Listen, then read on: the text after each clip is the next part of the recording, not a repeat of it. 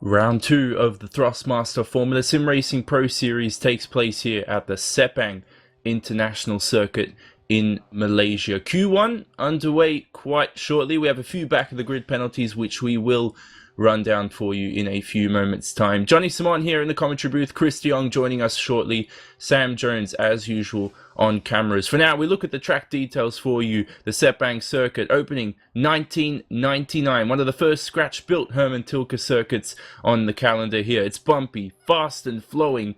The setup is crucially important for optimum lap time around this circuit. 5.5 kilometers, 3.4 miles, 15 turns.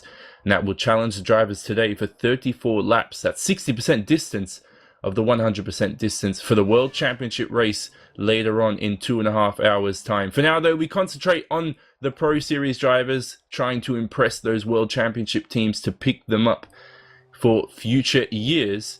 And we are still waiting for the session to get underway. The qualifying session, Q1, we'll run that down for you as well. 10 minutes, no park Fermi. The top 10 will make it to Q2 as the drivers scramble towards the end of the pit lane, and we're still waiting for a few to head out. I think there's a big mad scramble. Christoph Schor heads that away as the light goes green for 10 minutes now. Larry Elspius behind him, and we have our race winner from round 1, Jeroen Kwekel, still in the pits. Nikodem Wisniewski, most importantly this round, will not take part in qualifying. He had a cut penalty from Australia and he has to start from the back of the grid, so that's unfortunate for him. He did also get into a bit of trouble with the stewards from that cut as well, but as well as the incident with Jeroen Kwekel, it was very difficult. So Christoph Schor still heading out on track in first out on track for the moment, so we wait for him to try and set a good lap time. We know he's very fast in qualifying. And how will he fare today with 9 minutes remaining? The drivers trying to sort themselves out. No one's trying to get into the back of each other. Bit of, I think that's Wim Klopp as well, the Twister racer behind James Early. And he almost still spins out there, the exit of turn 9.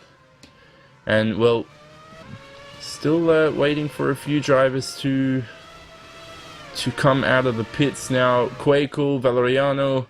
Kwekel's finally come out of the pits as well. Valeriano for Twist Racing, the second driver, still coming out on track right now.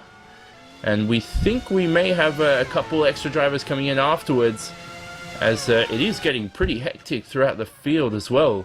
Lots of drivers trying to slice and dice to get into position as they approach the end of the lap. But for now, we do concentrate on Christoph Schor, the fourth fastest in the practice session before the qualifying, as he approaches turn 1 at 316 kilometers an hour, maxing out, braking very hard, bumpy braking zone. This track very bumpy as he tries to get an ideal line on the throttle, quite hesitant as well. Not the strongest first sector for Christoph.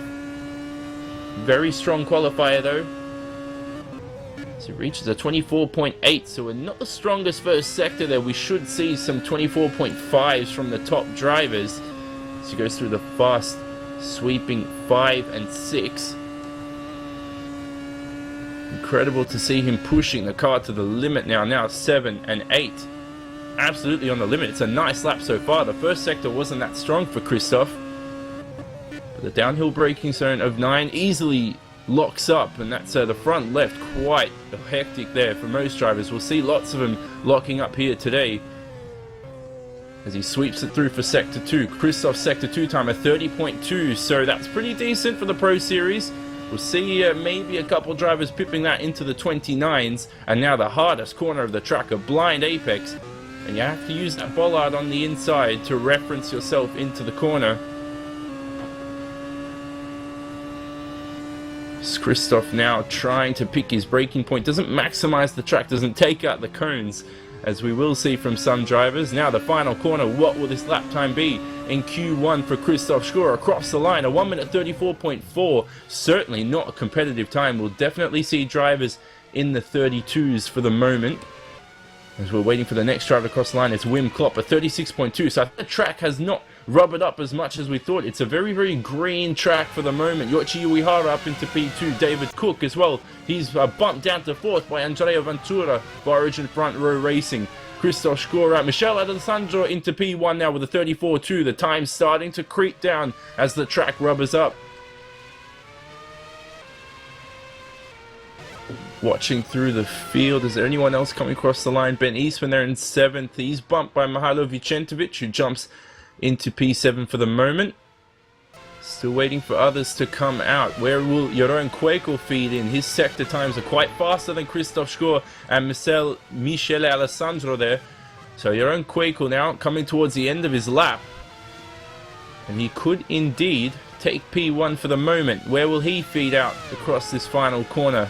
Misses the apex a little bit, but he picks it up for the exit. Sander Callis just went into P1, a 33.5. Very competitive time. Where will Jeroen Kwekel be? P1 with a 33.4. But now they'll have to go back out on track. We know it is an ever-evolving road at the moment.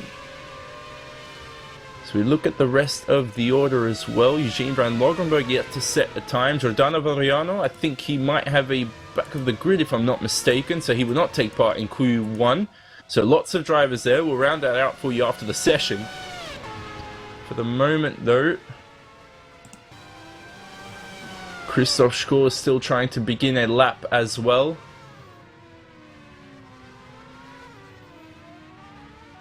So everybody now has set their first banker laps. It's up to the track evolution to determine who will indeed make it into Q2. That's why it's so important to go out in the final minutes or the final seconds to cross that line and be the last man across for the checkered flag, because you will get the most rubber out of anyone and you will set the fastest lap time. Christoph Schor now beginning another lap. Michele Alessandro in the pits. He had a double lap. He improved his second time around, but he never improved his position. His second lap on those medium tyres, 1/10 faster, so a bit of an improvement for him. He's still waiting for the track to evolve. Christoph Schor, though, hasn't improved on his first sector, so he's definitely made a mistake. We know the track's gripped up. We can see the line as well, rub it in quite nicely.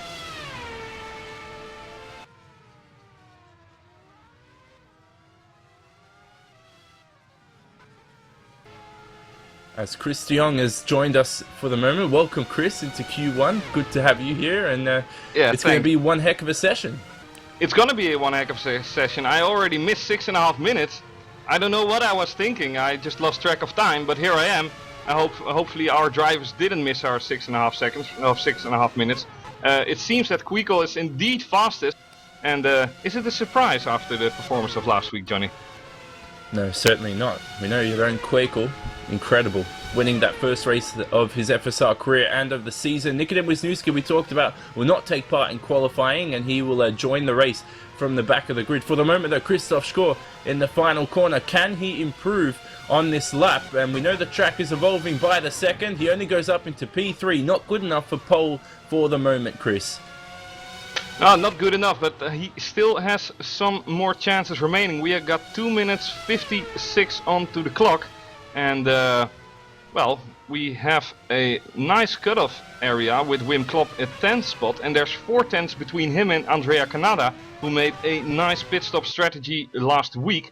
Maybe if he could get himself into Q2 this time, Canada, he will be able to well, start on a different compound and use a faster strategy. For the meantime, though, it's looking quite promising for a lot of drivers, as Wim Klop gets beaten out of the top 10. He's now in 11th spot. I didn't actually see who improved there. Was it David Cook? It was Ben Eastman. So Ben Eastman into P9. Yes, the privateer runner for Beast Mode Racing is on his own there. So if anyone wants to pick him up, he's ever improving, isn't he? Last year he got into lots of trouble. Now he's back out onto the track for one last run. Now 2 minutes remaining in the session. Kwekel, does he improve? He indeed does across the line. You'll have to get out of the pits quickly now to set another lap. Yoichi Uehara out of the pits, so he will also set another lap. It's important for Wim Klop here, Chris, because last race, Twister not scoring any points in the Pro Series. Giordano Valeriano with the back of the grid. Wim Klop really needs to qualify well. Yeah, definitely, and for himself as well. It's nice as for a newcomer to FSR to instantly get onto the pace and be there with the pack. And well, he still has another chance. One lap it will be, because he isn't gonna cross the start-finish line right now. He's going through turn 15. He's gonna make a run for it right now. He isn't into traffic, so should be a clean run for him. Certainly be. He's on the medium tyre, of course, the fastest of the two compounds. The hard also available. Alari Elspius improves to P4. Sorry, no, it's actually someone else that's improved. But for now, Wim Klopp through the first couple of corners. He misses the second apex there of turn 2, Chris, and that could indeed hamper him as he heads towards the end of the first sector. He's aiming for a 24.8. Yeah. Let's see what he does, though. Oh, big lockup as well. He does a 25.0, big lockup as well, and that's really going to impede him towards the second sector. I think this lap may already be over with 40 seconds remaining in the session. Wim Klopp under pressure as well. David Cook, Eugene van Logrenberg in the pits. Their session is done. Yeah, Eugene van Loggerberg did make it into the top 10 at the moment. He pushed Yuhurara, sorry for that, out of the top 10, and Ben Eastman is now on the 10th spot. Like we said, he still has another go in with his shiny looking car, but yeah, definitely some pressure for him. David Cook is in the pit, but he's relatively safe with more than half a second of a margin, and Dmitry Zaharov looking forward to improve, I'm sure, but it's definitely the pressure is on Yushi Uruhara and Wim Klopp. Yeah, Wim Klopp. He's coming on towards the start-finish line in about a second. Goes a little bit deep, but does carry the momentum into it. Will he do it, Wim? Come on, Klopp. He is doing it at the moment. 10th place for him. Oh. Good job, Wim. Go, Wimmy. Oh, wow. He improved by 4 tenths on his personal best in that final sector. Exactly what he needed for P10. So he's just in there at the moment. We'll see if Ben Eastman can indeed eclipse him. At the moment, Ben Eastman's 1/10 down on his personal best. Yoichi Uehara as well. He's currently down 2 tenths on his best time as well. So those two also in trouble outside of the top 10. The timer ticked to 0, as we know for the moment. Wim Klopp under immense pressure. Can Sergio Rodriguez and Mihailo Vicentovic also eclipse him? Yeah, if I can say it in Dutch, billenknijpen for Wim Klopp here. It means like squeezing your butt together and hoping for to make it into Q2. Will Ben Eastman do it or won't he do it? He's coming towards the start-finish line right now, and he did not do it. Doesn't improve. It's now the turn of Yushi Uehara. That went better with the pronunciation. And does run a little bit wide. He's 2 seconds off the pace already on this lap, so I don't think he was trying to complete it for some reason. But no, he's at 3 seconds off the pace on that lap, so Yoichi is also out of the session, and that indeed completes Q1 for the moment. Jeroen Kwekel in first, Sander Kalle second, Christoph Schor third, Alari Alspius fourth, then Michel Alessandro, Andrea Ventura, Dmitry Zaharov, David Cook again making it into Q2, Eugene van Loggerberg, and good for Wim Klopp to make it into the top 10. Interestingly enough, Chris, once again, the top 4 positions in Pro dominated by Go Speed and Netrex. Yeah, cheats. I would say cheats. Definitely that Netrex car. Come on. No, but it's really the usual suspects at the moment, and it's really nice as well for Schroer to be here again into the top 3. He had a difficult time last time out with reaching the Q2, but he managed to do it in Australia. Nevertheless, Michele de Alessandro is back as well after that horrifying accident where he was basically a passenger all the way. Nice to see him back up the pace. But yeah, really nice. Wim Klopp made it into Q2 there. Yeah, definitely well done to Wim Klopp with the pressure from his brother last year.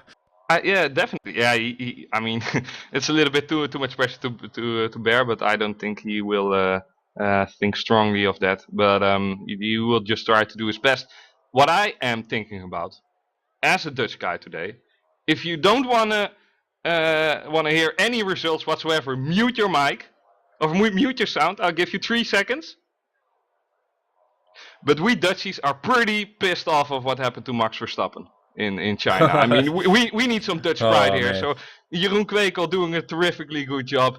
Hopefully his engine won't blow in the last 2 laps of the race. I mean, last time we said if Christoph Schor doesn't, or he has one corner to go to finish second, and he did not finish second because of the fuel. True. So that was your is fault. that Commentator curse. Yeah, I'm the your worst fault. for commentator curses. You're sacked. No, you're doing fantastic. But yeah, it was really unfortunate. But it's really nice to see a finish like that as well. It's that one in a 100 races finish where you see something happening like that, and it's just that one leader, or that 100 RPM that you shifted later, that caused you to lose that little bit of fuel. It was definitely not something Shore wants to repeat, but I definitely think Sander Callas got some extra confidence from that, because that was one of the best finishes I've seen in FSR.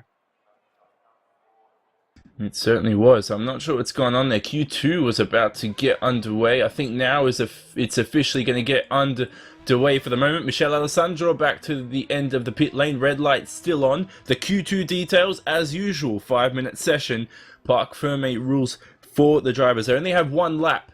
But the top 10 will take part as well. If you start your qualify session in this series then on the harder compound, you are still eligible to start the race on the medium compound, right? On the softer compound, I thought. Because at the moment I don't understand. It might be my mistake. I don't understand why David Cook is going out on the hard compound. Because I don't think this series has the same Parc Fermé rules as WC. But then again, I might be mistaken. But either way, David Cook is gonna try his flyer on the hard compound, so I guess we should assume that he's going to start on the hard compound as well. I hope for him he's not getting any tire wear out of this lap that he takes towards in the race, where it used to be in FSR. But yeah, really weird decision from him. Same for Alari Alchipouche, by the way. He's going on towards the hard compound as well. Really something I don't understand, but I never won a race in FSR, so that might be the case. It's a little bit of sarcasm there for myself, but yeah, it seems a little bit of a weird decision, if I'm honest. Yeah, maybe they can indeed work those tires better than the mediums. Who knows? Maybe they want to work that strategy a bit longer for the moment as well. Michele Alessandro is going to start his lap. Alari Alchipouche as well in P4. He'll be second to cross the line. Remember, this is the only lap they get. If they stuff up, they're going to be down the order as well. For some reason, Yoichi Uehara is coming out onto the track in P12. Oh, no. I have no idea why. And, well, that's going to be pretty hair-raising for Michele Alessandro, who's approaching turn 1 for the moment. And here we go, Chris, approaching turn 1, the difficult, bumpy braking zone. How is he going to handle it as Yoichi in front could indeed impede him? I have no idea what is going on for the moment, but Michele Alessandro aiming for about a 20, I'm not quite sure at the moment. Oh, sorry, I'm too busy concentrating on Yoichi Uehara. For the moment, though, Michele Alessandro a 24.8 there for Sector 1. Decent for Q2. Alari Alchipouche with a 24.9, 1/10 down. So it's very, very intenso in this part of the session. Yeah, definitely. And I already whispered to Uehara twice, like Christian Horner did with Vettel, like, stop the car, stop the car. I mean, you wouldn't think of that. Definitely not with Michele D'Alessandro. What if he got crashed on his Q2 lap by another guy driving in front? I mean, that would have been insane. But nevertheless, he's still going for it. And is he going strong? That's my question. He did a 24.8 in Sector 1, 30.196 in Sector 2. Hopefully he keeps it together, because I definitely would be happy for him if he got a nice podium spot this race. I mean, our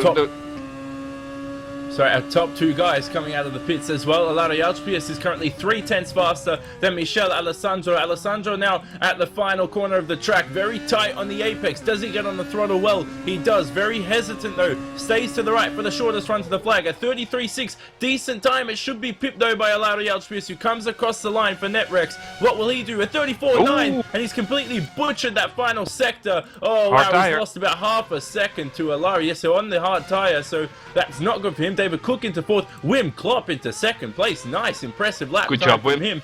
We know Jeroen Kwekel and Sander Callas will still yet to start their laps for the moment. We concentrate though on Andrea Ventura as well across the line.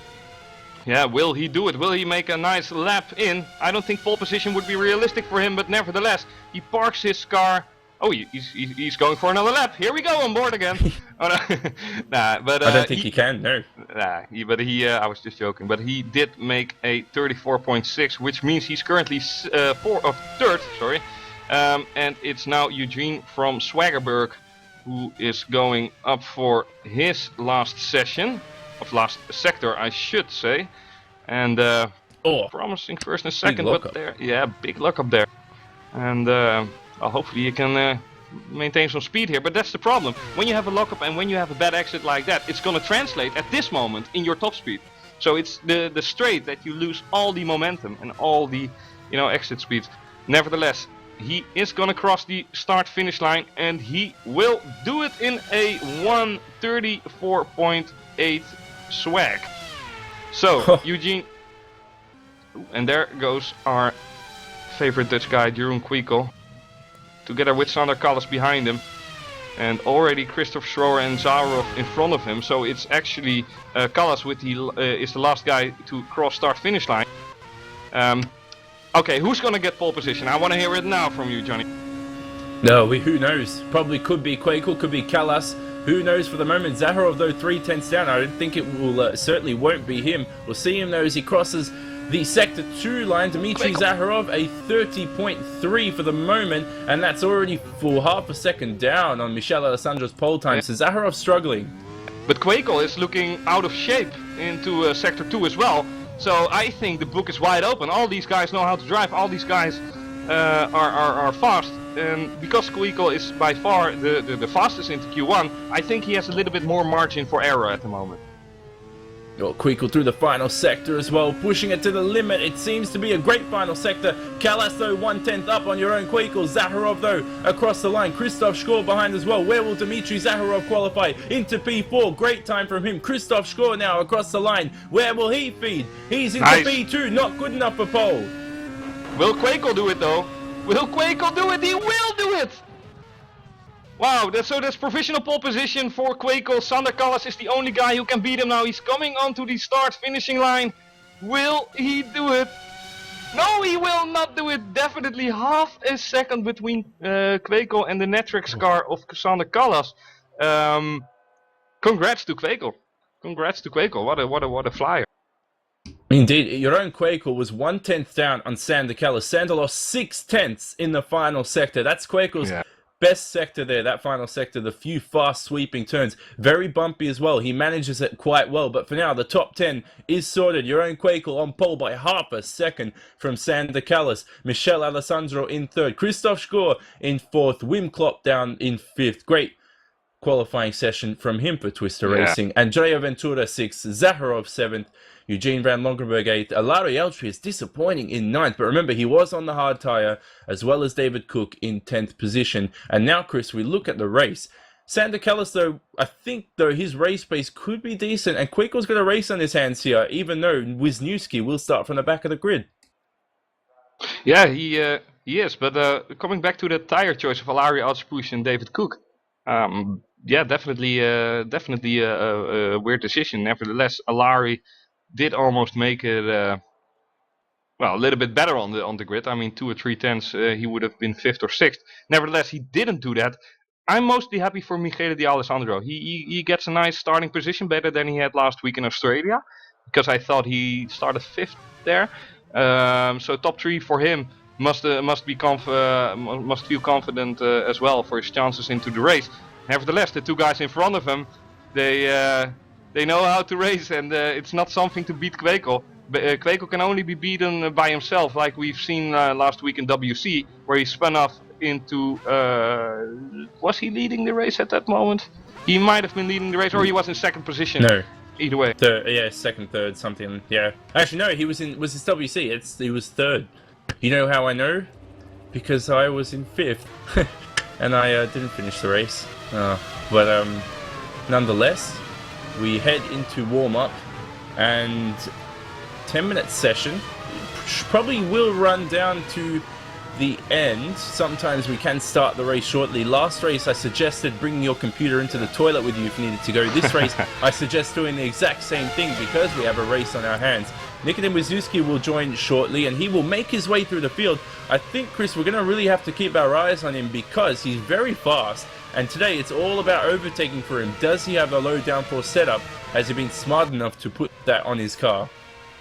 Yeah, definitely. But yeah, because we have 8 or 9 minutes in warm-up, it does leave space to talk about other things.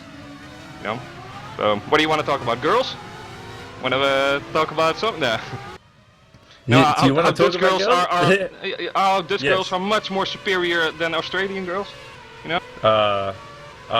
Well, you know what? I don't have much experience with Dutch girls, so I can't really compare with Australian No, girls. they're backpacking in Australia like crazy. I mean, all the beautiful girls that live in Australia are most likely Dutch. That's my philosophy. And then nevertheless, maybe that's a little bit too much off topic for me, even for Chris de Jong. Nevertheless, though. Oh yeah, we got Nikodem Wisniewski entering the race now. He left the race as well.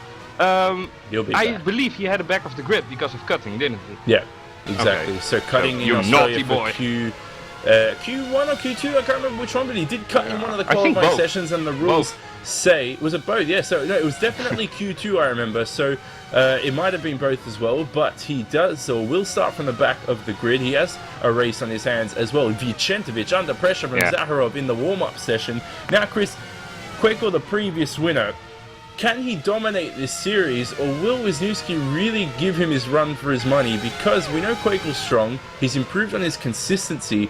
Right now in warm-up, that's what this session's all about, getting into a rhythm. Do you think Sander Callis or the Netrex team are the other duo that can pressure Quakel, or will it just be Nikodem Wisniewski this season? I don't really have a lot of experience with watching Nikodem yet. Obviously he had that leg issue which caused him to retire and caused Quakel to get almost a heart attack in Australia. But anything is possible. I mean, I can just say a few words to you. Cuba Brzezinski, Australia last year. You know, started from the back, almost won the race. Even stunned me with it. But we should see in 1 or 2 races if he can pressure. I mean, momentum is the most important thing. We all know what happened to Bono Huis and Morgan Morant last year. Bono Huis just not being the fastest driver in FSR last year, but he was the driver with the most points at the end of the season. So that one DNF, or you know, that can change the complete outcome of the season. I think for a lot of these drivers, it's really important to stay focused and steady into their performance. But it's always, you know, are you going to be that Alain Prost that's satisfied with a few points on P5, or are you the Senna that tries to get the most points of the win? Either way, you know, there are good and bad things. You might be crashed or crash out of the race if you're fighting for the lead. And you would have been satisfied with 10 points, but you might, if you get those 10 points, think, okay, if I fought, I would have gotten more. You know, it's always balancing. You know, motorsport is completely balancing it out, and whoever will have the best balance, you know, it's going to be the champion in the end. And the reason Bono won the championship last year was definitely experience. I mean. Yeah, it's gonna be the same thing here. Well, experience is certainly key to success. Bono has 5 world titles to his name from 2010 to 2014, not taking part in the World Championship, which will be underway in a couple hours time. But for now, join us for the Pro Series, obviously 5 minutes away from the start of the race. We look at the track though, Chris. 2 long straights, the 2 main straights, very fast. And each of them has a DRS zone. Each of them has a separate detection point. And I certainly think we'll see lots of overtaking, plenty of overtaking there. That should certainly help Nikodem Wisniewski on a charge towards maybe a win. Who knows? Well, you suddenly clarified why I was so confused yesterday during my own race. Whilst I didn't got the DRS in the first zone, but I did in the second, I was like, okay, well, I'm not going to question it. I'm just going to go with it. But yeah, so that's what that is. 2 separate DRS detection zones. I don't really know if DRS is really something we would need here, but I mean we're driving with it, okay. But the nature of the track, it's very open for overtaking maneuvers. That turn 1, you know, we've seen it in real Formula 1 as well. The outside becomes the inside again. and your positioning into a fight is definitely crucial to the outcome of it. But we will see some overtakes here, that's for sure. And you're not going to promise them a crash again. We are not going to do that again. We have seen much already last week. But no, I'm the worst with commentator curses. By the way, Kuba, I saw what you said, and I'm not going to answer your question. So good luck for WC later. I'll try and beat you. What did he ask? Oh, he asked what his pace was. No, he asked. Didn't you do a 32.9 in qualifying? 32.9 in qualifying? No, that wasn't me. Oh, was it me? No, that's way too I did it. No, what was it? I was practicing for 31.4 for Q2. So we'll see how that goes for later on. I'm already happy that I finished the race, and like Andre said, the Familia and all the mob in FSR finally made it work for me, that I can finally make a race. So thanks, mob. Whatever, Andre. But yeah, no, it was definitely a nice race yesterday. I didn't see much of it because I was driving on my own most of the time. Did have some battles, but I don't know if it was a spectacle. I heard it was. So I hope we are getting a spectacle once more today. I do have to say that if I'm taking a look at the timing sheets right now, that the paces of all the drivers are far from similar. Let's put it like that. Only a few drivers are a tenth of each other.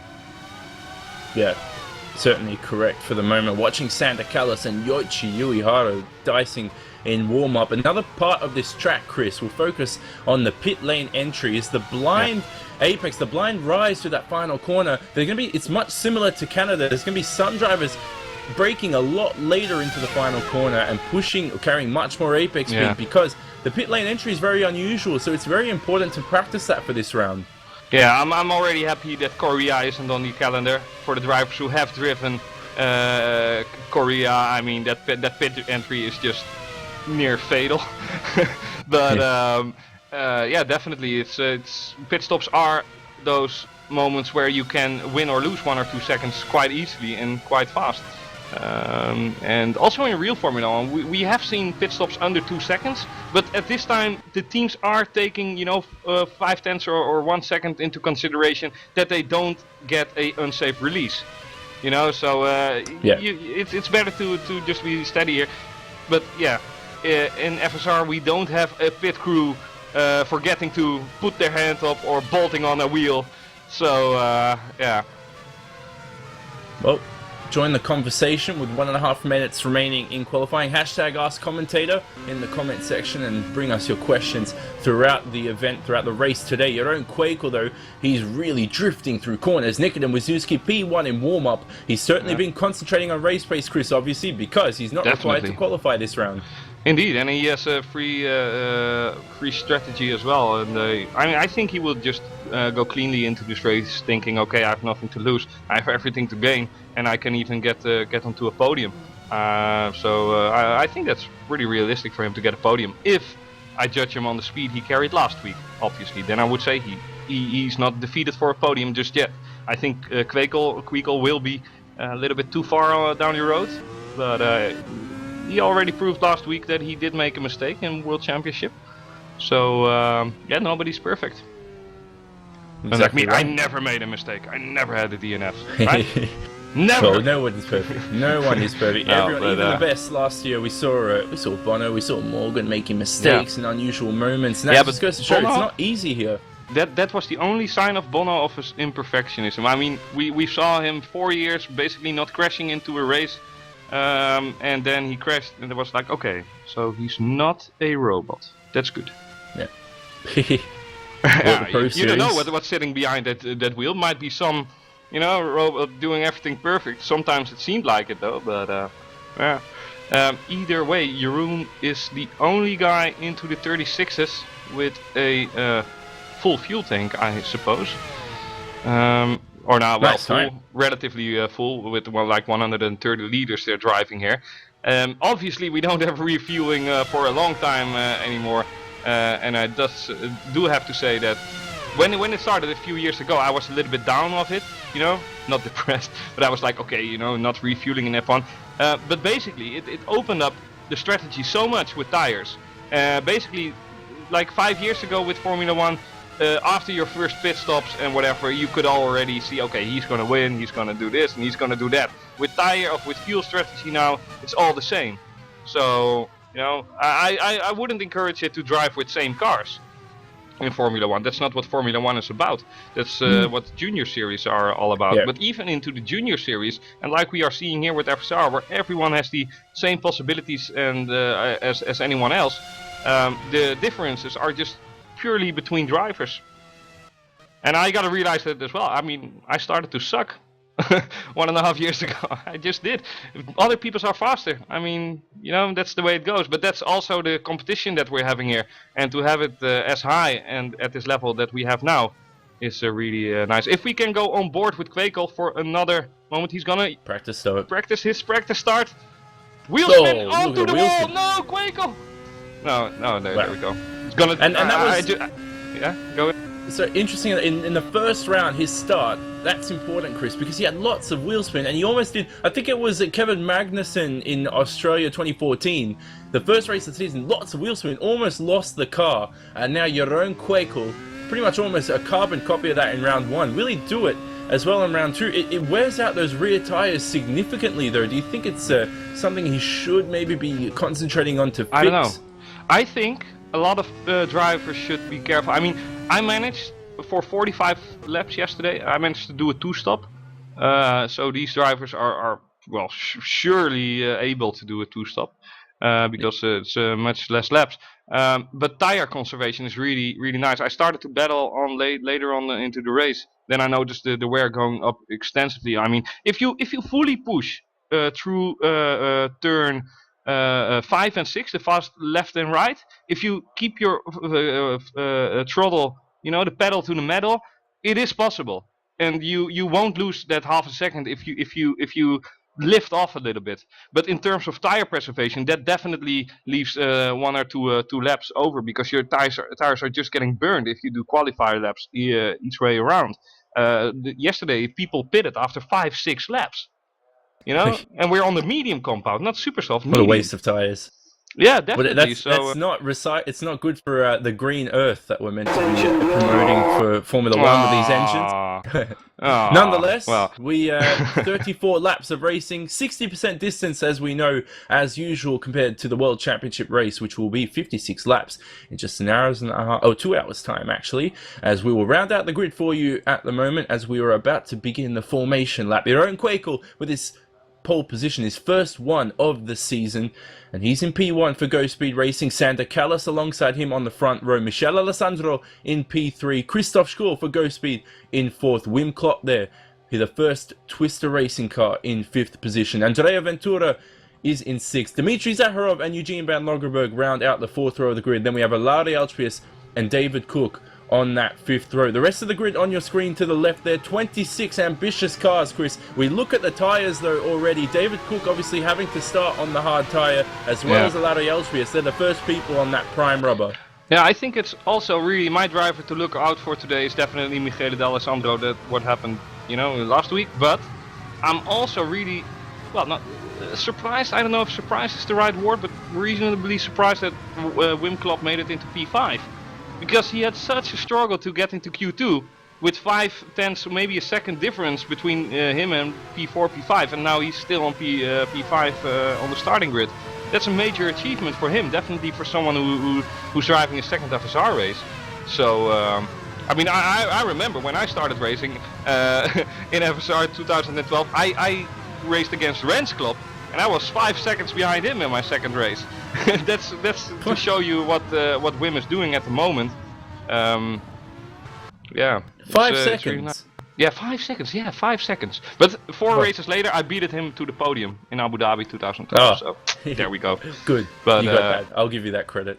For the moment, though, actually, Robert Corey and Lionel Clue in 25th and 26th have to start from the pits for this race. So 24 cars will take the grid. Hopefully no incidents like last round. It's very important. It's so easy to run into the back of someone on this lap, Chris, because you're trying to manage fuel, trying to manage tires. Maybe some drivers try to underfuel themselves by a liter or two to maybe have that advantage in the early stages of the race. Yeah, but I have to say that Lionel Clue and Robert Corey are a little bit amateuristic in the starting procedures out of the pits, because Kwekel still needs 30 seconds towards the grid, and he most likely needs to spend 2 years waiting there before the last car has parked.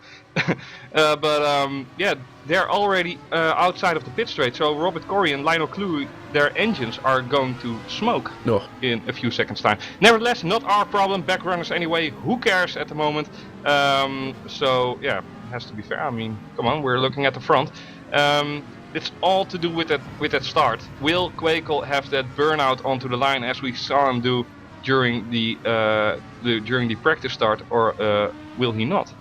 It's going to be answered within a minute. So hang on to your seatbelts, I suppose, or onto your seat. Definitely use Jonny, since you're down under. You know, don't fall off. Certainly not. So your own Kwekel now has taken his spot on the grid. Those drivers, Lionel Clue and Robert Corey, still in the pit lane waiting. The pack has been backed up quite significantly. The final runners take their spot on the grid for the moment. We're waiting for Renan Lopez in 24th, and he will just jump into that spot for the moment. 34 laps of racing. Wim Klopper's engine is smoking. Wim Klopper's engine is smoking. Already. Come on.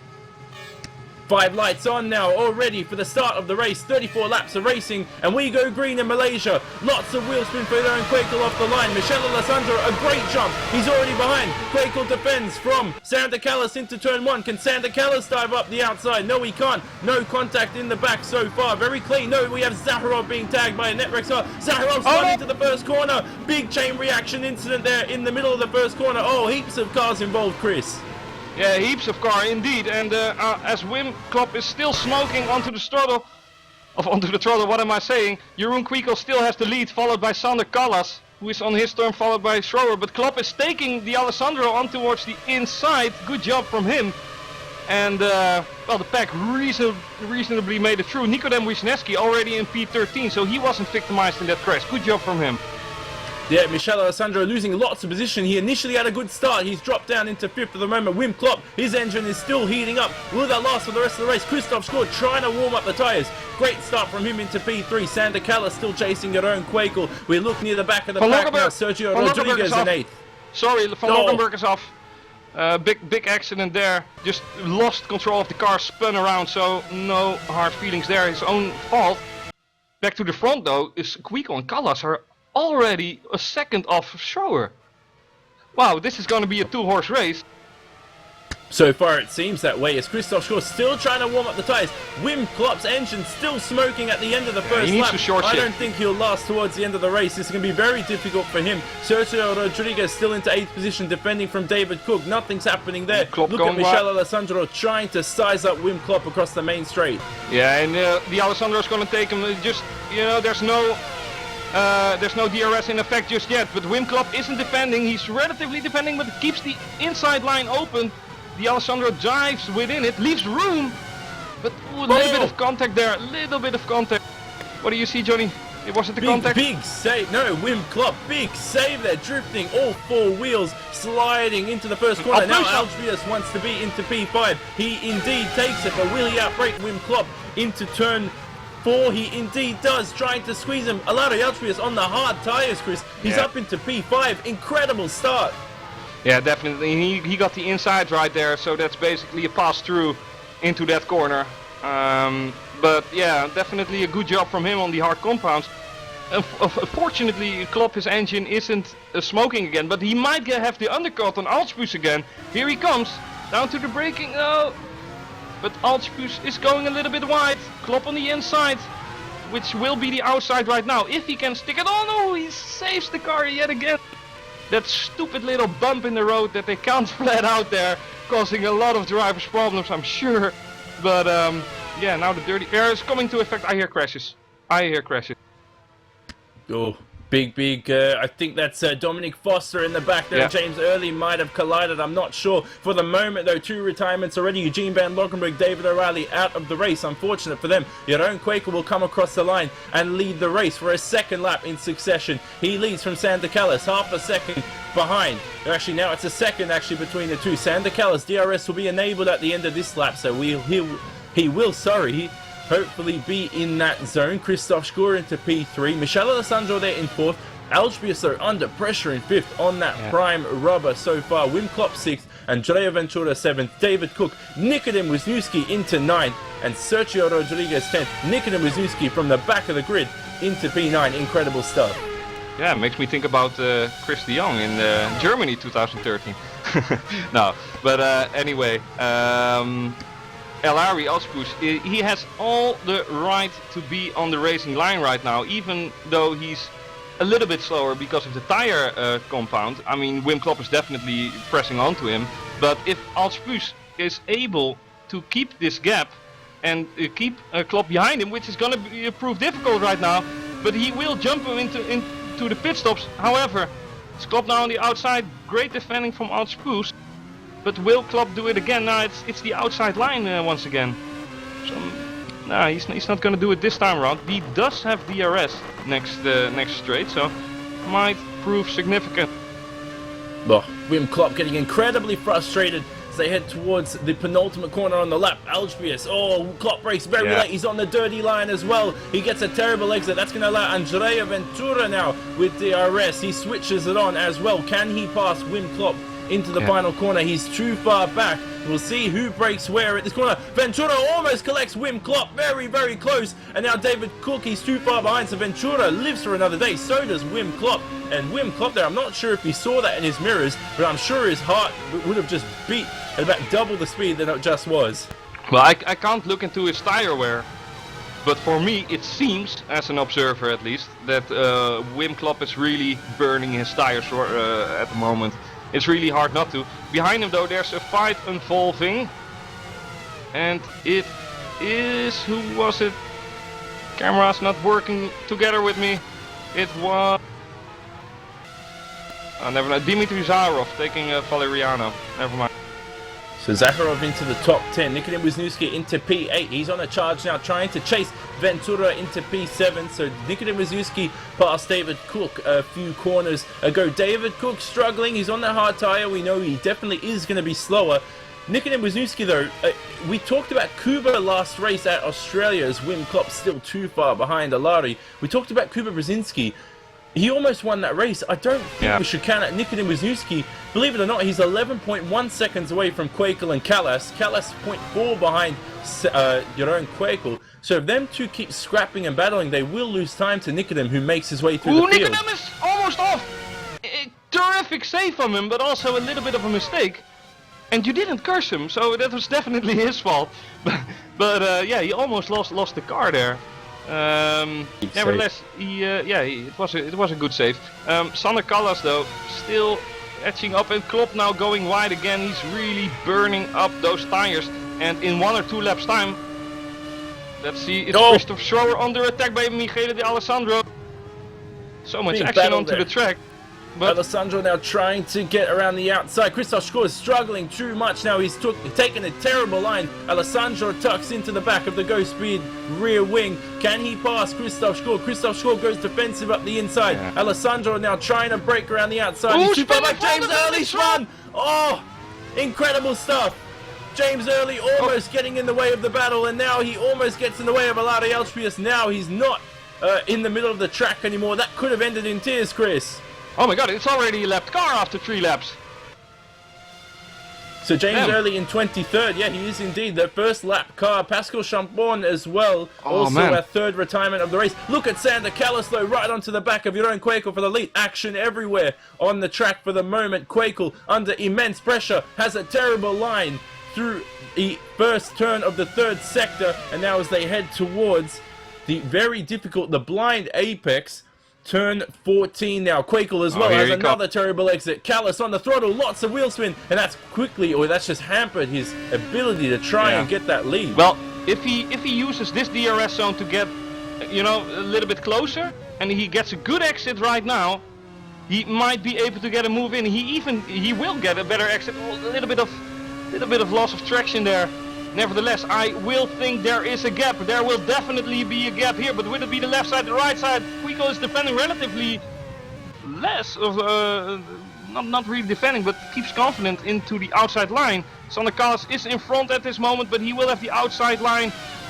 And Quico leaves a lot of space for Kallas. Great driving from both of them. Really, really nice from Quico to show some track manners. However, this battle is not over yet. Kallas on the inside has to leave room to Quico here. He still besides and does that rather brilliantly. Two drivers going side by side. It's like Mercedes Bahrain 2014. Great driving here from both of them. And they touch a little bit, but they keep it together. Sander Kallas did lose a little bit of momentum there, so I wouldn't blame Quico too much there. They made it together through the corner.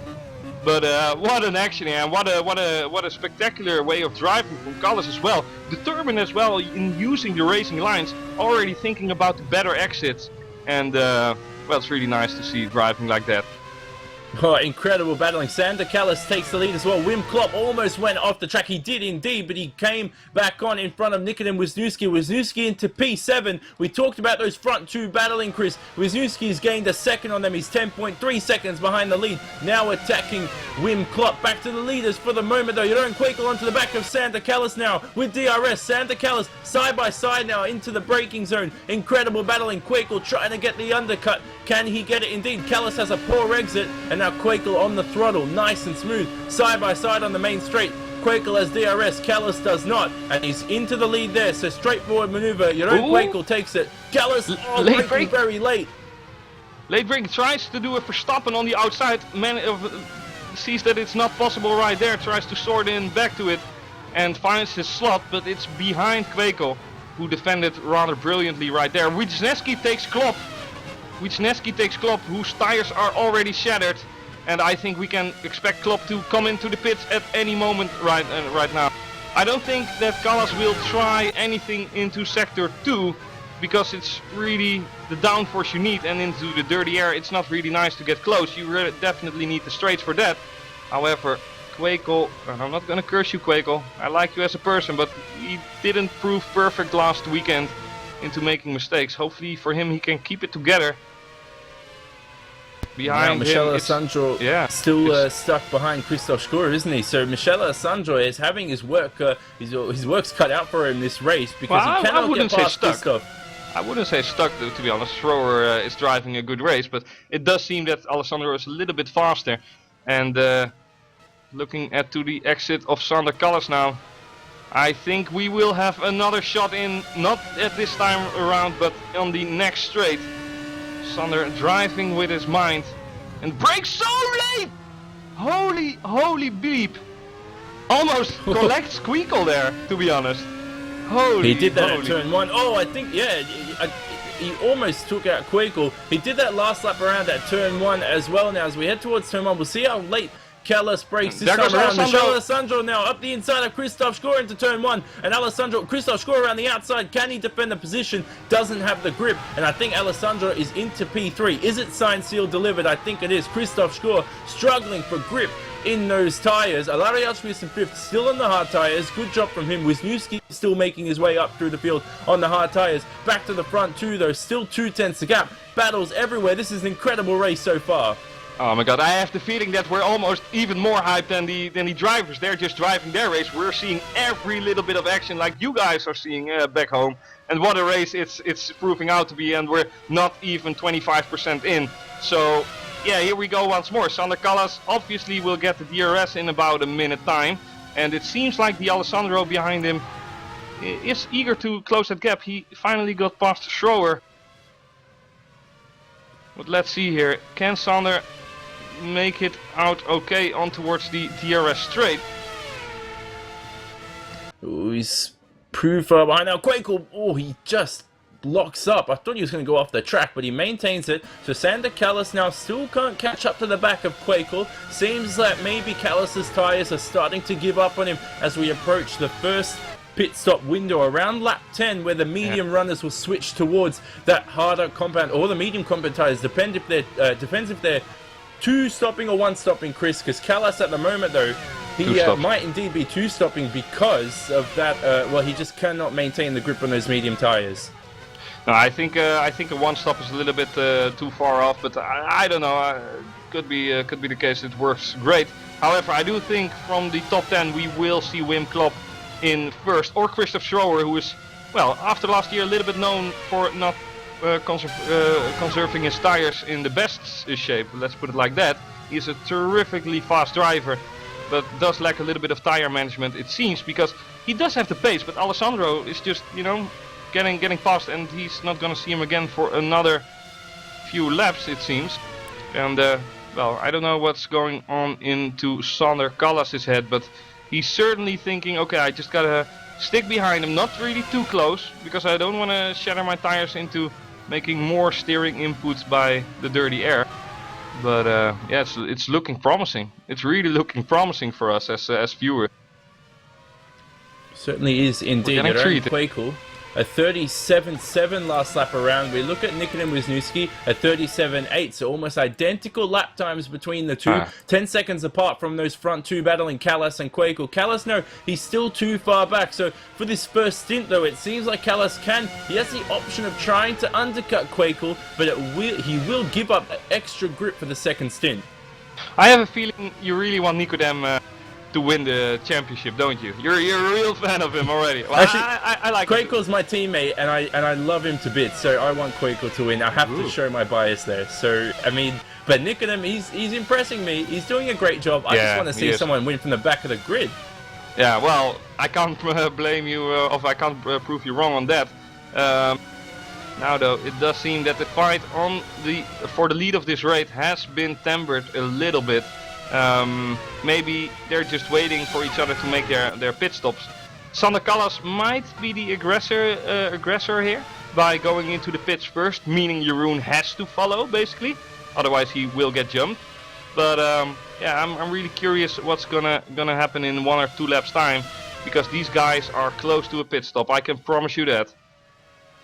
Certainly are indeed. Lap 9 of 34 here this afternoon. Quakel still leads by half a second away from Sander Callas. Alessandro in P3 in front of Christoph Schroer. We know Christoph having his work cut out now. It's turned around. We thought Alessandro would have had his work cut out for him. It's the opposite for this stage of the race. Alari Elstri is doing a great job in 5th on that harder compound tyre. Nikodem Wisniewski from the back of the grid catching Alari though. He's in 6th position. Wim Klopp in 7th for Twister Racing, trying to he's struggling with that car at the moment. And Andrea Ventura in 8th as well. Scored points in Melbourne. Nikodem is into the grass.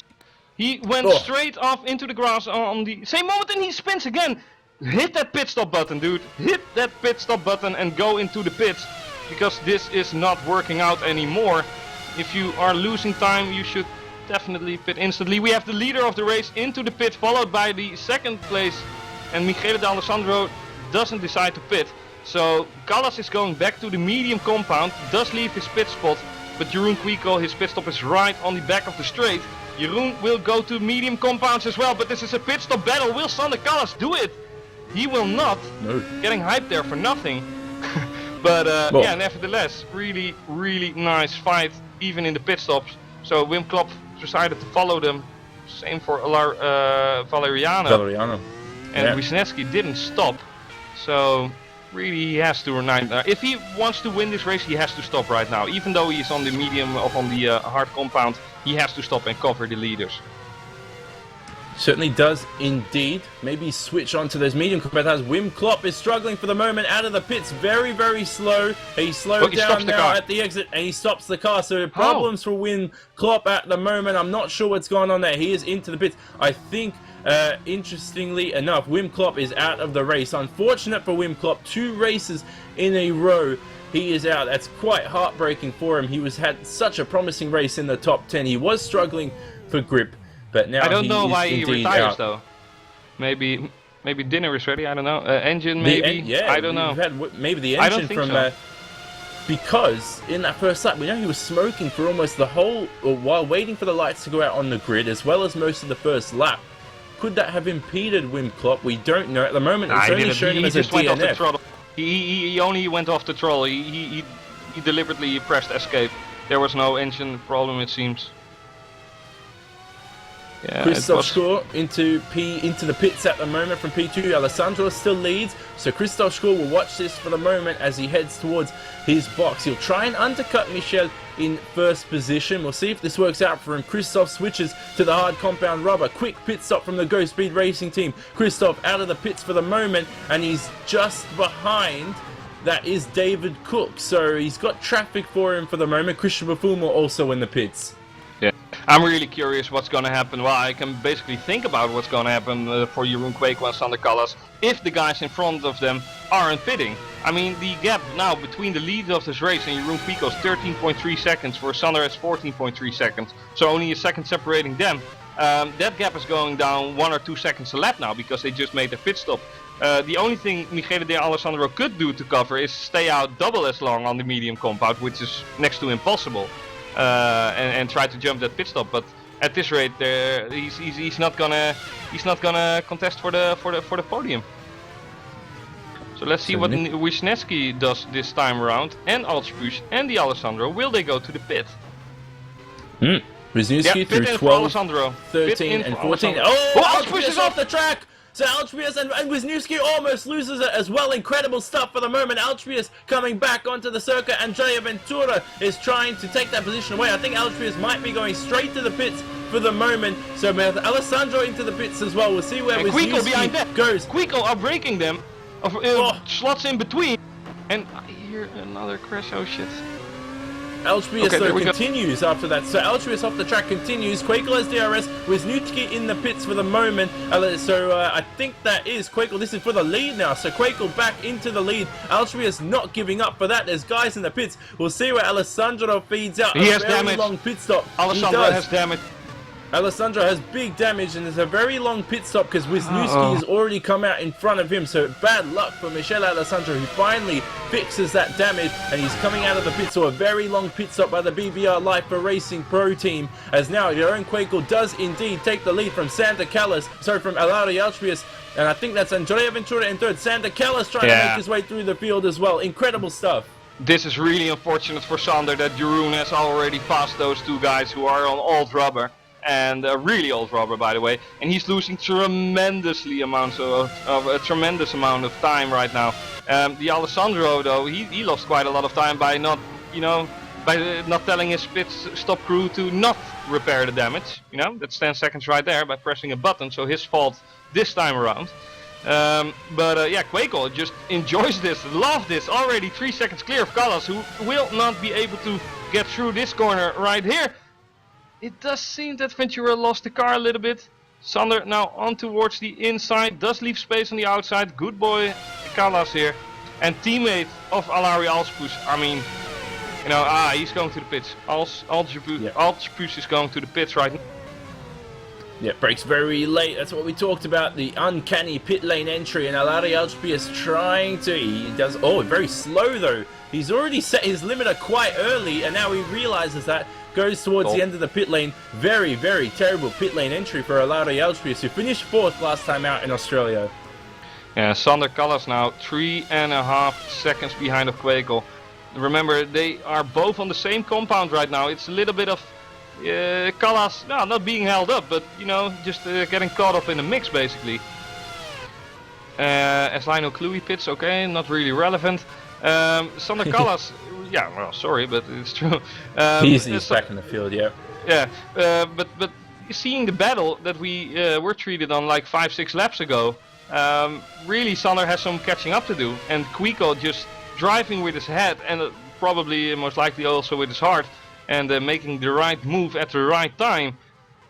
So that pit stop gave him like 2 seconds there. Callas locking up slightly, and he's definitely gonna push for it. So Christoph Schroer now onto the harder compound. Hopefully it works a little bit better for him. But it does. Yeah? What's up? So Ben Eastman disqualified from the race. Sorry to cut you off there. So I think maybe he's not realized he's had a penalty I don't see a DQ. Take. So, really, Ben? Yeah, he's at the back, at the bottom, 26th. Oh yeah, so, Oh, Oh Ben my God. Eastman, yeah, he was reversing down the pit lane. We've Not just a smart had words, idea. so yeah, Because not smart at all. you still have like 50 meters of gap before you get disqualified. You know, so that was a big reverse right there. So Sander Callas manages to get the gap underneath 3 seconds now. He's really pushing. He's really pushing, and Quakel can, well, drive a little bit of a safer line here and there, save some tire. And David Cook is into the pit, which leaves Nicodem up to P5. He's now 14.6 seconds behind the leaders of this race. It was 5 laps ago, so a little bit hard for him. Oh, look at Valeriano on Alari Alpi at outscrewed. 6 and 7 at the moment. Valeriano trying to hound Alari there for 6th position, tucking in right behind the gearbox of the Netrex car now. Can Valeriano indeed undercut him in that twister machine? Gets not the best exit, you would say. Alari Alpius does indeed keep himself composed, and he will maintain 6th position for another lap with 20 laps remaining in this race. And the Callis trying to reel in Jeroen Quakel for the lead. Christoph Schor, though, you mentioned on that hard compound rubber. I think, though, as he's in my sexy car once again, on the hard compound rubber, he will indeed, in the second stint, if he does put on the mediums, everyone else needs to go on the hard, according to the rules. Christoph could be a dark horse in this race to make his way through the field. It might be that way. It might be that way. What's definitely that way is that Sander Callas just took half a second out of Jeroen Quakel. So maybe this is not over yet. Of course it's not over, but definitely a 3-second gap is like an eternity in motor racing. So yeah, Callas just doing a really good job. Either way, he's driving more faster, so he's less conserving the tires a little bit less than Quakel, you would assume. And maybe that's what Quakel is aiming for. Suspension damage for Zarov. Oh, he already lost the front wing. And then turning into a corner at the same speed you would with a front wing is going to be problematic for sure. So unlucky for him. Ben Eastman definitely. He lost his, sorry to cut you off, he lost his front wing incredibly enough. I think it was a lap car spinning in front of him on the curb, and Zaharov collected him. So that's heartbreak, because Zaharov was having a strong race, could have scored points, and now his race is over. He becomes our 6th retirement this evening. Yeah, and hopefully the last. I want to see some clean racing. No punches under the belt. But yeah, definitely something. Michele Di Alessandro was a podium contester 10 laps ago. Because of that messed up pit stop that cost him more than 10 seconds or around 10 seconds. He's now half a minute behind the leaders of this race. And definitely driving in no man's land. P5 looking the most he can get at the moment. Sander Callas now. Didn't I say he took half a second out last lap? Because he did it again. So maybe I'm repeating myself, but yeah, Sander's definitely pushing and pushing. He wants this win. He does indeed. Sander Callas on a charge for the moment for the Netrex team. We know he finished in 2nd position last time out in Australia. He does not want to finish in 2nd again and lose out to Jeroen Quakel. Loses a 10th in that final sector. He's now 2 seconds away from the lead. No one behind. 11.3 seconds behind the leader is Christoph Schor. So Sander now has quite a big gap. 7th and 8th for the moment. Giordano Valeriano and Michele Alessandro. Can Alessandro pass Valeriano into the final corner? He dives up the inside, side by side through there as well. Alessandro very confident on the brakes. And now I think he will indeed flick on DRS for the main straight. Valeriano tucks into the slipstream as well. Can he pass he's gonna Alessandro go for it. into turn 1? Well, it's Alessandro with the inside line and the late braking as well. And I think Valeriano will just slot in behind. A little bit noticeable that Valeriano is on the medium compound and the Alessandro is on relatively fresh hard. But yeah, definitely the action has not calmed down. And now Sander Callas with a back marker. Get out of that way. And indeed he did. Jeroen Quakel got impeded a little bit as well. And here is how you're supposed to go out of the way. Come on, push that car in front of Quakel. Still a little bit of gap though. Come on, get out of the way. Get out of the way. You're blocking the leaders, dude. He's making contact. Freaking retard. Sorry, but come on. That's the leader of the race. Have some track position. Oh wow. I'm just having a crash here. I'm having a crash here myself. Unspeakable what's happening here with the leaders of the race getting hit by a back marker there. Sorry for my language, everyone, but that's just insane. Incredible stuff. Kallas, though, tried to get into the slipstream of that was Mihailo Vicentovic there. Well, almost in the way. We know Quake on a lap 2 of the Australian race almost collected a back marker, trying to get into the slipstream. In front, there's someone who I think has a smoking engine. I'm not sure who that is. I believe, obviously, another lap car. That is Renan Lopez, a smoking engine. Wall, as I think it's Robert Corey into the wall. Everything goes on at one time for the moment. Dominic Foster off the track. I'm not sure if this action will ever stop for today, because Michele Alessandro on a charge, trying to make his way back through the field. I really hope that Jeroen Quico didn't lose a wing end plate there or something, you know. I mean, it's not something you wanted to see. If we're gonna see this every time in every race, we have seen it last week with the Alessandro and a few more. Quico, like you said earlier, almost got collected there as well. I mean, what is it with him? He didn't do anything wrong right there. It's just the back markers having no vision or knowledge about what's happening around them. Maybe driving alone is hard enough for them. I don't know, but you know, you have to make sure if you see a blue flag that you get out of the way instantaneously almost and not get into the racing line, because bad stuff will happen like this. Nevertheless, they are still contesting, and I'm happy to see that Quico, well, didn't slow down tremendously or something like that, but however, he is in the DRS range of Sander. He is indeed. We've actually missed Nikodem Wisniewski up into P3, so he's taken Christoph Score. He's into the final podium spot for the moment. Nikodem Wisniewski, as we know, pushing as hard as he can to try and win this race. He's too far behind, 10.8 seconds behind the leaders. The more they dice, the more time they lose, the more that benefits Nikodem there for the Abercrombie Racing team. Sander Kallas now under a second in DRS range of Jeroen Kwekel in first position. If he has indeed lost that end plate, Chris, do you think it's worth fixing in the pit stop? No, it depends how much time he's lost. If you lose 1 or 2 seconds, it's not going to be up. I mean, it's basically, yeah, maybe 1 or 2 tenths a lap you might lose because of that. Alessandro is back into the pits again, so only the 10 laps on those hard compounds goes towards the medium compound and does have a faster pit stop than last time around. But yeah, Sander Kallas really looking like he's fighting for the win, and obviously as a driver you want to win, but Sander is really pushing right now, and it has absolutely nothing to do that I told him yesterday that if he didn't win he would get fired. It has nothing to do with that. Pressure for Sander Kallas for sure from Christian. No. No, but that's a stupid joke, by the way, from me. But nevertheless, he does want this win. Jeroen goes a little bit wide, does allow Sander to have the better exit. Will he be close enough after this DRS sector? That's the question. We'll check indeed. Sander Kallas in the braking zone. Oh, once again braking so very late. Almost collects Jeroen Kwekel. Now though, he gets a nice... No, he doesn't get a nice exit. Kwekel, it's happened. That's the 4th or 5th time we've seen that with them two battling, Chris. Kwekel seems to get the power down quite smoothly compared to Sander Kallas. Yeah, Kwekel is getting the power down earlier, but Sander Kallas is, braking later. I mean, one of the first rules in motorsports is, the exit is much more important than the entry speed.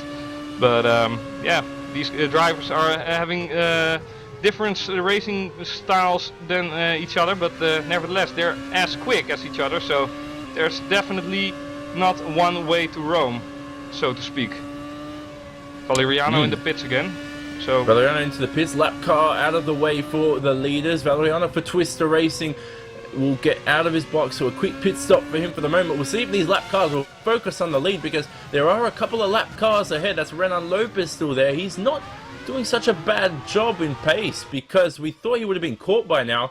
He's still on the lead lap, hasn't been lapped by Kwekel, so we'll see if he actually is that joker card that may affect this lead. Kallas though has made a mistake and he's dropped back, almost spins as well. Sander Kallas pushing, Kwekel brakes late. Wow, both drivers making mistakes at the same time. Is off! Nikodem Wisniewski is completely off the road, and what was already in the pipelines manifested itself in the same spot of the 3rd time in a row. He almost loses the car on that point. Leaders but now in the pits. Wisniewski is off again. He's off again. Yeah. A lot of action going on here. But Kwekel and Kallas indeed into the pit. You focus on that. I'm gonna see what's gonna happen here. But wow. So Callis now onto the hard compound rubber. Let's see Quakel's pit stop into his box at the moment. Also onto the hard compound rubber. Their final pit stops for the race. Quakel ahead of Callis. Most importantly, also as well, Chris, with Nikitin Wisniewski, I don't think he hit the wall at all. So no damage for him. He continues for another lap. So now he's into P4 and he has no chance of winning this race anymore. So that's really heartbreaking for him. For Wisniewski, you mean? Or yes. Yeah, well, it was driving error. Here he's almost spun again. I mean, he's losing the car. He's losing the car tremendously right now. But well, I am really curious what's going to happen in front with the Go Speed cars. Christoph Schroer is leading this race, but he's on all tires. He has Jeroen Quiekel, his teammate, the #1 driver of the team. Sorry, dude, but he has him behind him for 4.5 seconds. No, I mean in this series, Jonny, don't get too frustrated. No, but I wasn't about to say we don't have a #1 driver. No, but if oh wait, look at this! Vicentovic braking in the middle of the track, almost taking out the leaders. Incredible stuff. Mihailo Vicentovic, I'm not sure what's going on. I think he's had a technical issue. Kick him! Ban him! He's driving again. Oh, this is incredible. He's so like, oh wait, phone call, wait. Most importantly though, I think that must have definitely been a technical issue. Now he's got to get out of the way of David Cook, who gives him a tap. He gets a tap but it's deserved as well. Like, get off the road, what are you doing, you nutter? Really, it's insane. Christoph Schroer is going to the pit, so I was hoping that he would slow down a little bit, create a gap between Callas and Quakel and be a good teammate. Nevertheless, he wants to have that last podium spot himself. But again, a back marker. How can this be? How can this be, Jonny? I mean,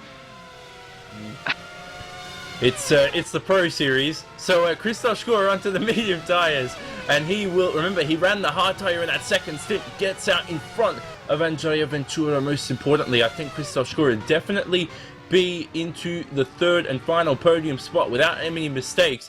And Chris, I really hope you fueled that car this time around, because Nikitin Wisniewski now, Alari's caught right up to the back of him. I'm not sure why he's pitted, Chris. Maybe he's sort of had a different strategy. He maybe needs to try and squeeze out a couple more laps in the lead to run the medium tire for the final stint. But yeah, for Nikodem, it's really, you know, you told me like half an hour, 1 hour ago, you know, about his championship hopes. I mean, with this inconsistency, I mean, he almost looks like De Jong. You know, he goes off the track, off and on. It's insane. No, but you know, if you go off track 3 or 4 times each race, you're not gonna win the championship. Fair is fair. Definitely. I mean, the skill in FSR, even in pros, is much too high for that. And not any negative words about pro, but because Jeroen Quiekel did manage to lead some laps, I believe, in the WC race last week. So there are tremendously fast drivers here, but the back markers in pro, well, it's the entry level, and that's maybe the problem. The back markers are maybe a little bit inexperienced, definitely in being overtaken by the faster guys, because you know, if you crash the leaders of the race, that's just the biggest no-no you can ever get, ever. Yeah. Wisniewski and Algepius into the pits at the same time. The Netrex car into the box quite nicely. He puts on the medium rubber for the final stint. Can he get ahead of Nikodem though? Nikodem parked way ahead of his box. The pit.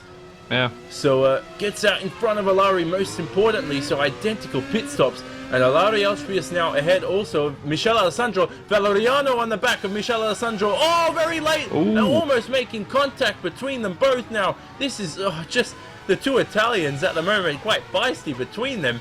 And but he did change lines twice, Alessandro. He did change lines twice. Not really, you know, that you sort back a little bit to the middle, but he was like, no, left, right, and okay.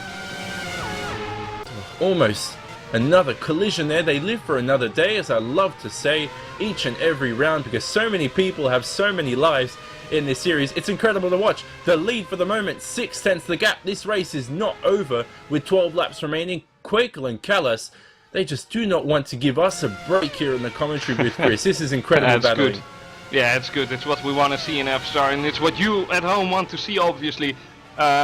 But if you're watching this and you think I'm much quicker than these guys, just go to Formula SimRacing.net with a little bit of a bar in between Formula and SimRacing. There we go, and give it a go, and you would quickly realize that being the fastest here is definitely not something you would have taken for granted, because this takes a lot of practice and a lot of talent as well. I should stop talking because Sander is really up towards Quakel. What's Quakel doing? Is he having a problem right now? Looking at his telemetry, he's still full throttle, so no throttle potential meter braking there, but that was definitely a scary moment from Jeroen. Oh, Callas putting pressure on Jeroen, forcing him to lock up into turn 4. This is great stuff for the lead of the race. Lap cars as well. Back marker. Andrea Kanata, that is, and Kanata in 15th position. Could be lap. Will he get out of the way through 7 and 8? This is important. I have all the faith he will. I have all the faith here. Come on, you can already do it. I mean, you should have do it here, man. With the leader. Yeah, okay, here. Oh. Hats off to you, and the monocle is going off. Good job, Kanata. Kanata not being one of. Was it WC last year, Chris? Was it Blair Disley who, showing his experience, had nowhere to go to let the leaders through, so he just completely went off the track in the grass and let about 15 cars through. That's how it should be done if you don't have anywhere to go. Well, basically, I wouldn't have done it, to be honest, but yeah, that's definitely determination. And if there's nowhere to go. Being Blair Disley, I mean, what a guy that is. I hope in 1 or 2 hours' time in WC, we will see him on the top spot again, but that's, I mean, there's a certain French guy back, a certain Morgan Moran, you might have heard of him. He appears to be really fast, so it's going to be a tough cookie to crack. Nevertheless, we are still up into this battle, and we have even got 10 laps to go, and it seems that Jeroen and Sander had a little bit of a break in the middle part of this race. They fought a lot in the early parts, and it seems, and I hope, they managed to keep the best for last, because they're definitely up each other's gearbox right now. And Sander just outbraking Queequel every time. It's definitely a same of a different way of driving, a way of approaching the corner. Both is looking really successful, but Sander is just really braking late all the time. Yeah, very incredible to see the different driving styles between the two leaders at the moment. Christian Befulmore as well in 13th position. Will he get out of the way? This is so... We're concentrating more on lapped cars getting out of the way than the actual racing itself. And Christian Befulmore now losing lots of time. And this is where Queequel bumped into, I think it was Vujcevic, was it? He locks up Christian Befulmore. Does he get out of the way on the main straight? Queequel will get DRS from this as well, most importantly. Yeah, good job from Befulmore here, showing how it's done. Definitely showing how it's done. No Monza last year here with Salvat. Oh my god. One of the most interesting races we've ever had. As Renan Lopez heads into the pits with Juan Sanchez. Sander Callas shaking his wheel a little bit. Disappointing. Oh my god, Sander Callas having to go wide because of that. Oh my god. Maybe he didn't notice it was the leader and the second place guy. But that was a little bit messed up right there for Callas. Definitely lost a few tenths there, but yeah, well, it's worse than losing a wing end plate that Queequel had. So it's 1-1 now in back marker stats for both Sander and Jeroen. But yeah, 8 tenths separating them. P7 and 8. Valeriano now with DRS on Michel Alessandro side by side into turn 1. Can Alessandro defend for another lap in this race? Oh, this is incredible. Can Valeriano stick it up the inside? Oh, nice awareness from Michel Alessandro. Gives him space. And nice driving. Oh, nice driving. That's incredible to see. And that's what we want to see for the rest of the season as well. Not just for this race. Guys in the Pro Series showing their racecraft. Yeah, and I think we already had a perfect example between Queequel and Callas, and like I said, I hope they kept the best for last, because Queequel is not further away than 1 second of Callas. He does have DRS, and it does seem a battle to the finish. We have 9 laps to go, almost 8, and these guys are 13.5 seconds ahead of the rest of the best of the rest, basically. So yeah, Jeroen Queequel definitely in charge here, and Callas seems to be slacking off a little bit. 1.1 seconds now, so has to step up this time around. So we look at the championship for the moment. Quakel in first position, Callas in second, and as well as that Wisniewski on the back of Ventura, P5 and P4. This is incredible as well. Valeriano wants to set up Alessandro for a move, but we concentrate on Nikitin Wisniewski now. Has DRS on Andrea Ventura and a straightforward maneuver as Nikitin Wisniewski also gets back in front of him just before the braking zone. That was quite risky. Yeah, maybe he thought, you know, I don't like the way that you are letting me pass so easily, so you might, you know, dive up in the inside once I passed you, so you know, I'm not gonna let you have that one. But I think that Andrea Ventura was like, okay, I'm not gonna lose time between for this guy because he's much quicker. I can't hold him back for 8 laps, so you know, you might make a mistake. Oh, no, Ventura off to the cross, loses definitely a wing. I don't hope it's suspension damage for him. Did he lose an end plate or the entire wing? I think it was just an end plate. Close. It's just an end plate, so he definitely lost one of his 9 lives if he's a cat. But damn, that was some little bit over the line. If he didn't defend the racing line between Nicodem and himself, and then he's still, you know, driving to the limit, it doesn't make a little bit of sense. But it's not like I never made a mistake, so. No one is perfect, and we don't support gambling at FSR, but lots of guys gambling with their ability to finish this race this afternoon. Lots of spin. Wisniewski as well having trouble in P4. I'm surprised he's still in P4, by the way. He's 23 seconds off the lead. He had a terrible lap, wasn't it? He spun twice before his final pit stop. So he will come across the line at the moment. The battle for the lead. Callas still 8 tenths behind. And, well, so, I mean, with 7 laps remaining now, as Callas breaks very deep again, Chris, what do you do, your own Quakel? What can you do to manage this lead? And now the gap is half a second. Well, just stay in your rhythm and watch on certain points of the track how far he is behind you.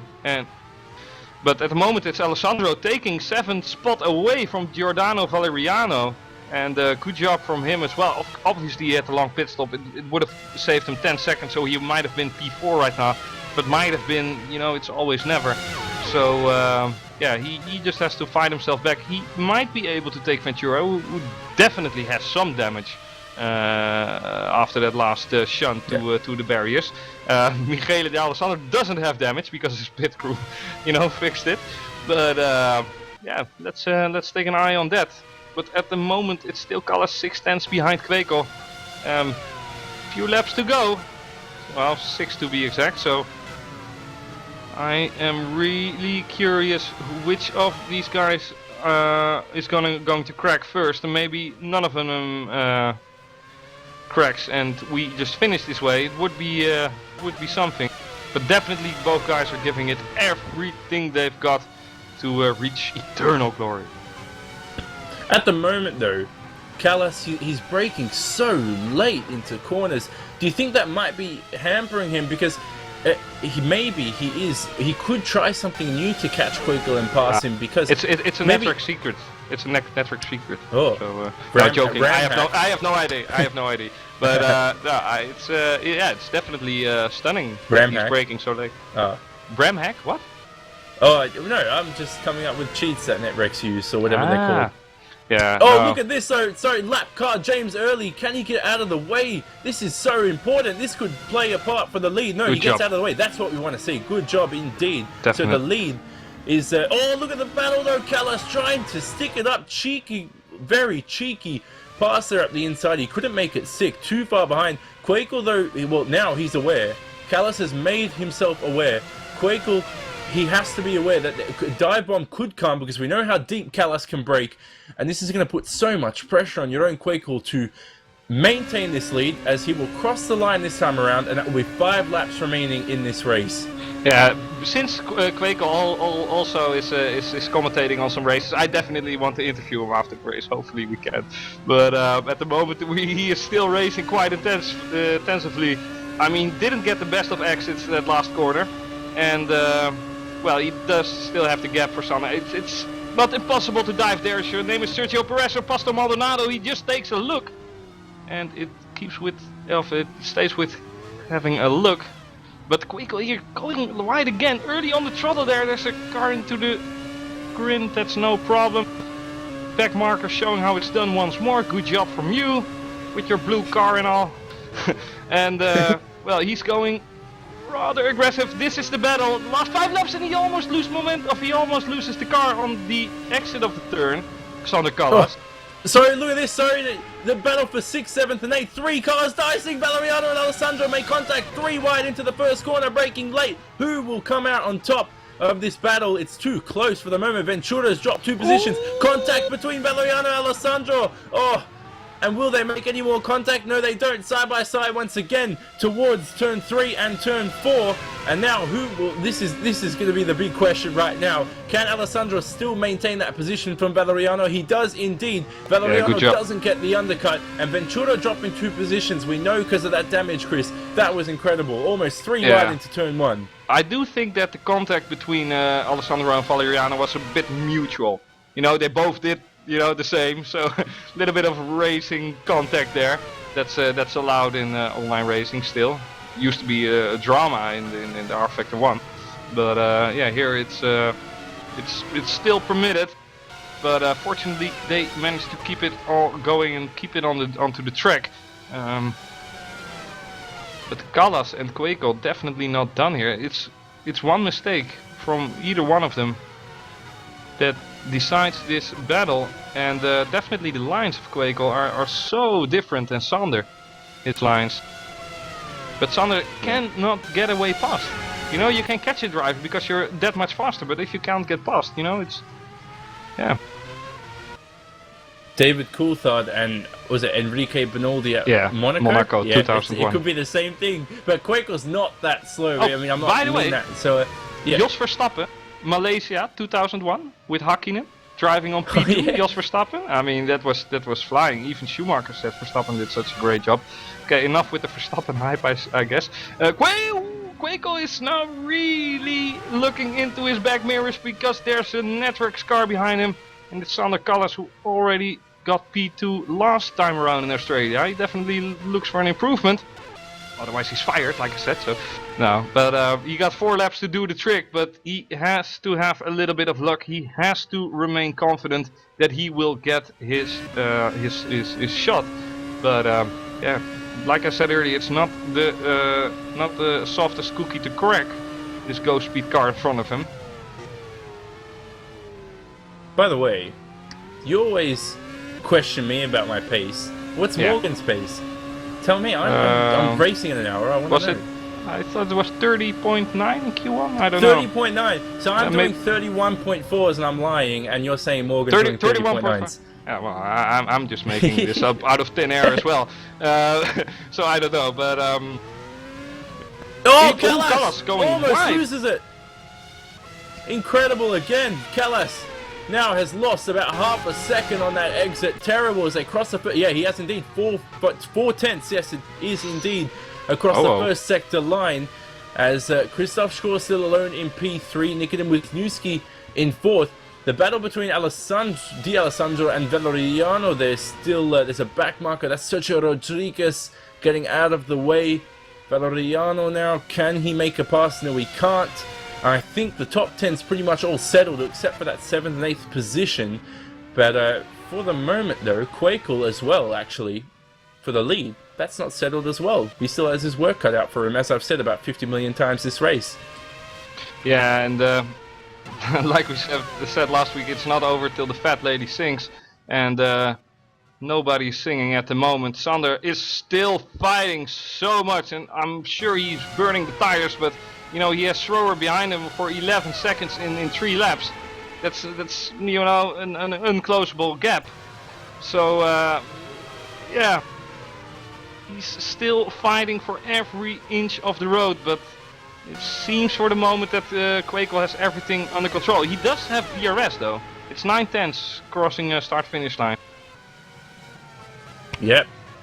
So it closes now as he brakes towards turn 1. Very late braking. Quaco runs wide as well, and that's allowed Sander Callas back up close to the Ghost Speed car. Who will win this race with a few laps remaining. We know third place is pretty much all sorted with Krzysztof Skor. Wisniewski as well, all sorted for fourth position. Back in the pack though, Valeriano still behind there. The leader will actually follow 7th and 6th for the moment. As actually David Cook now up the inside of Andrea Ventura. Ventura struggling, breaking deep, and I think David Cook's taken that position. Valeriano too far behind. And actually no, Valeriano now into the slipstream with DRS. And I think he just cannot take that position away. And now at the back as well for P8 and P9. Ventura trying to get that 8th place back from David Cook. No, we can't. And the Avid Chronic Racing car up into 8th position. Good job from David Cook. Yeah, definitely. Going back into the front of the pack again. Quico has one more back marker to get rid of. Or that back marker has one more leader of the race to get rid of, I suppose. So hopefully that won't be problematic. Still 6 tenths dividing each them. I mean, we have 1.5 laps to go, it seems. This is going to be a tight one. I think, let's see if Quakel has DRS. No, does he doesn't. switch it on? No, he doesn't. He's too far back for the back marker. Yoichi Urihara. Does Yoichi get out of the way? And very awkward there, but he gets out of the way nonetheless. As Sander Callis also into trying to battle for the lead as usual, as he's Last done lap, all race though. Final lap of the race, as you say, Chris. This is really important. Sander Callis, this could be his second last point of the track to realistically pass. He's got that last straight, and then that's it. Jeroen Quaker will take the win if Callis cannot make a passing maneuver stick. He's trying everything, as you see there, braking late. Can he get the traction out of turn 4? He does indeed. Yeah, and definitely Sander using every rule of the book, but it seems that he cannot get close here. He goes off. This is it. If Quico stays on track, it's his victory. But plus 10 for Sander for trying and not being satisfied with a P2. That's not what we want to see here. But yeah, definitely this is too much. And Sander is realizing it now. Okay, this is not going to be it. But hats off for these two guys, man. What a performance today. I mean, I hope you're not gonna say that someone's gonna run out of fuel a certain Ghost Speed car, because that would be dramatic. I mean, that's not what I want to see, by the way. Even though I'm a Netflix driver, Quakel deserves this victory. Callis would have deserved it as well, but in the end, it's Quakel with the advantage of just under 2 seconds. So here he comes, Quakel, last corner of the race. We finally get some Dutch pride today. It's Jeroen Quakel from the Go Speed Racing team getting the victory at the Sepang International Circuit for the Pro Series race, and I think he is rather happy. And Sander here pulling alongside and showing the respects to Quakel as well. And good job from them too. And Krzysztof Skor across the line in 3rd. Nikodem Wisniewski will come across in 4th. Larry Alstry is still in 5th. So the top 10's all settled, Chris. And as you said, back to your comments for those top 2. Incredible pride between them. That was great racing, and that's what we want to see throughout the season. I just want to ask Sam Jones if we could arrange an interview with Quakel after the race. Can we, Sam? If we can get him, well, we have to pay him some money. It's no problem. No, but yeah, what a race it has been, and well, far from boring. Far from boring. I mean, maybe if you like NASCAR, you know, there hasn't been any driver, you know, assaulting another driver, you know, but you know, no, but it has been a great race. What a terrific race. So Nikodem Wisniewski officially crosses the line in 4th position there. Krzysztof Skor, we know, taking that final podium spot. Alauri Elspius, good race from him into 5th position. Finished 4th last round. Now he's in 5th. I don't think he'll be too pleased, but too disappointed about that. Good finish. Michel Alessandro, that disappointing pit stop. He still finishes in 6th, defending heavily from Giordano Valeriano, who finished 7th. So good job from them too. David Cook into 8th. Good race from him compared to Melbourne.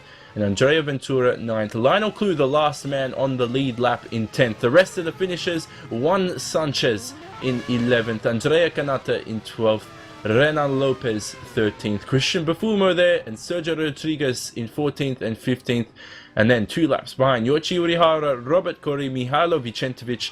And then the final finishers classified for the race. James Early, Dominic Foster. Guess what, Chris?